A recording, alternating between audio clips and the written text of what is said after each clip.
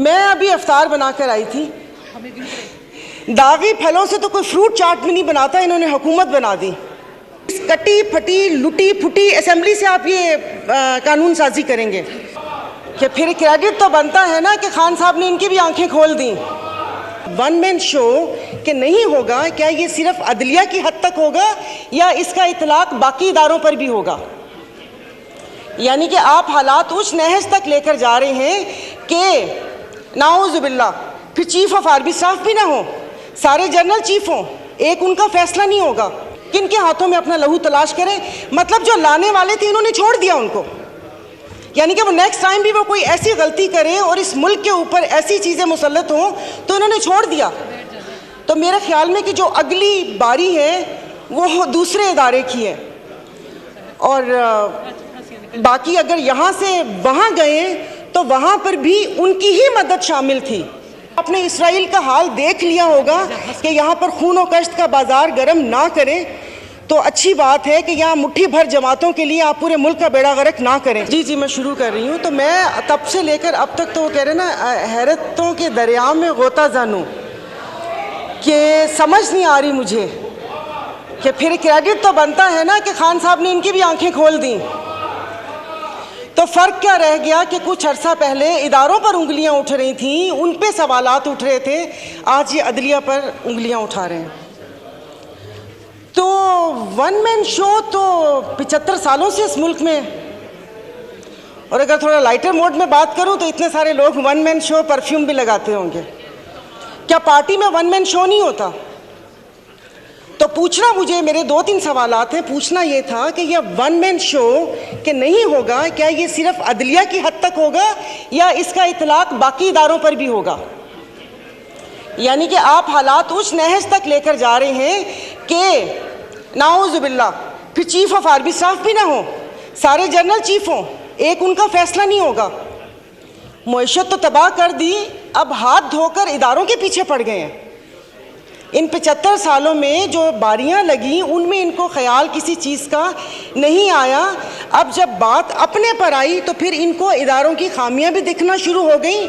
جو عوام مر رہی تھی اور جو انصاف کا جو کیا کہتے ہیں کتنے نمبر پر چلا گیا, کہاں سے کہاں تک, تب خیال نہیں آیا.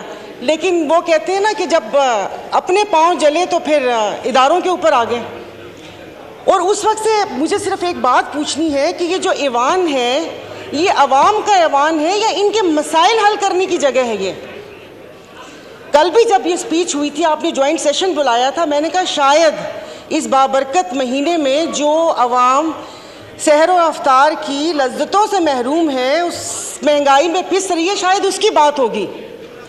لیکن وہ لگ رہا ہے جیسے کوئی گھسی پٹی کیسٹ واپس سے لگا دی, اور مطلب جیسے ہم اس ملک کے شہری نہیں ہیں یا یادداشت کمزور ہے کہ جو ہمیں پتہ نہ ہو کہ یہاں پر توشہ خانہ کا تو ذکر ہوا لیکن ہار کا ذکر کرنا بھول گئے.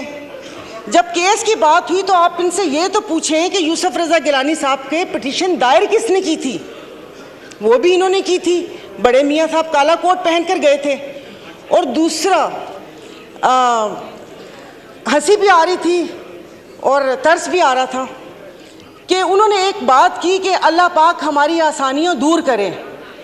پیچھے بیٹھے ہوئے پٹواری نہیں سمجھیے گا, پنکھے فین, انہوں نے کہا آمین. سنا ہی نہیں کہ اللہ پاک آسانیاں دور کرے.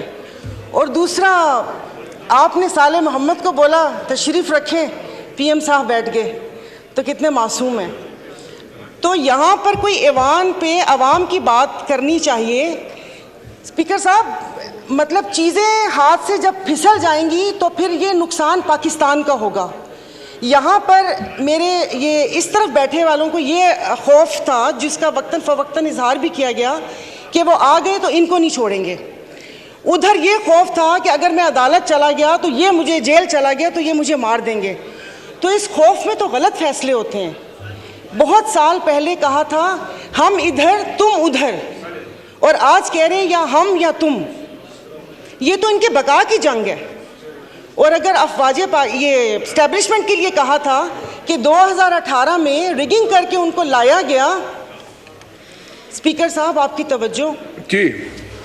تو بقول ان کے کہ وہ مسلط کیا, تو پھر ہم اپنا لہو کن کے ہاتھوں پہ تلاش کریں؟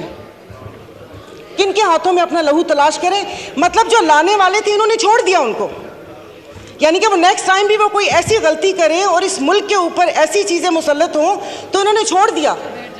تو میرے خیال میں کہ جو اگلی باری ہے وہ دوسرے ادارے کی ہے، اور باقی اگر یہاں سے وہاں گئے تو وہاں پر بھی ان کی ہی مدد شامل تھی، میں بول رہی ہوں۔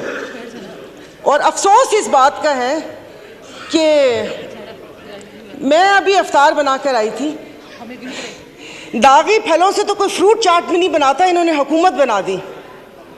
تو ان کی کسی بات کے اوپر کوئی بل کوئی چیز ہماری مخالفت ہے، میں اس چیز کو نہیں کروں گی، بھلے وہ کسی کی عزت و تکریم کا بل آئے یا یہ بل آئے۔ اور دوسری بات اسپیکر صاحب، یہاں پر اسمبلی ہی پوری نہیں ہے، آپ کی 228 کی اسٹرینتھ ہی نہیں ہے تو قانون سازی کیسے ہوگی؟ اس کٹی پھٹی لٹی پھٹی اسمبلی سے آپ یہ قانون سازی کریں گے؟ تو باقی بس یہ کہ ایکسپنس بہت ساری چیزیں کرنے والی تھی جو نہیں ہوئی، یہ پورے کے پوری اسمبلی کو ایکسپنس کر دینا چاہیے جو یہاں پر بیٹھے ہوئے۔ تو میں اس کی مخالفت کرتی ہوں، میری پلیز پوری بات سن لیجئے گا۔ میں بہت دیر سے بیٹھی ہوئی تھی، یہ سب لوگ اپنی نیند پوری کر کے افطار کر کے آئے ہیں، ہم لوگ یہاں پر بیٹھے ہوئے تھے اپنی باری کا انتظار کرنے کے، خدا رہا کہ اس پہ نہ وہ کریں۔ اب ایک شعر بنتا ہے ڈسکے پہ، سنا دوں گی، تو وہ دیکھیں، تو یہ نہ کریں کہ چیزیں ہمارے ہاتھ سے پھسل جائیں، عدلیہ ہو یا افواج پاکستان ہو ہمارے لیے محترم ہے۔ جب یہاں پر سوال اٹھنا شروع ہو جائیں گے، وہ پنجابی کا شعر ہے نا کہ جتنا تے ہارنا دو الگ شیواں، اے دکھیاں نال ساڈے یکے تے نہ مارو، ان دکھیوں سے آپ اکے مار رہے ہیں۔ تو یہ جس طریقے سے یہاں پر بیٹھے ہیں نا، وہ ڈسکے کا بہت لمبا شعر ہے، ڈسکے والے ناراض ہو جائیں گے کہ جن کی فطرت میں ہو ڈسنا وہ ڈس کے رہتے ہیں، تو ڈسکے والے ناراض ہو گئے تھے۔ تو پلیز اسے کیا کہتے ہیں، یہ میں اپنی Muslim League Functional G D A کی طرف سے میں اس کو جو قانون سازی آپ کر رہے ہیں زور زبردستی کی گھپا گھٹالا 13 جماعتوں کے ساتھ، اس کو میں اپوز کرتی ہوں، اور خدارہ ملک کو اس نہج پر نہ لے کر جائیں جہاں پر سے واپسی ناممکن ہو۔ سوشل میڈیا پہ آپ نے اسرائیل کا حال دیکھ لیا ہوگا کہ یہاں پر خون و کشت کا بازار گرم نہ کریں، تو اچھی بات ہے کہ یہاں مٹھی بھر جماعتوں کے لیے آپ پورے ملک کا بیڑا غرق نہ کریں، اور کسی عوام کا بھی کچھ خیال کر کے اس کی بات وہ کر لیں۔ اسحاق صاحب بیٹھے ہوئے جنہوں نے شربت بھی لوگوں کی پہنچ سے دور کر دیا، انہوں نے کوئی پوچھا بھی نہیں ہوگا کہ عوام کا کیا حال ہے کیا حال نہیں ہے۔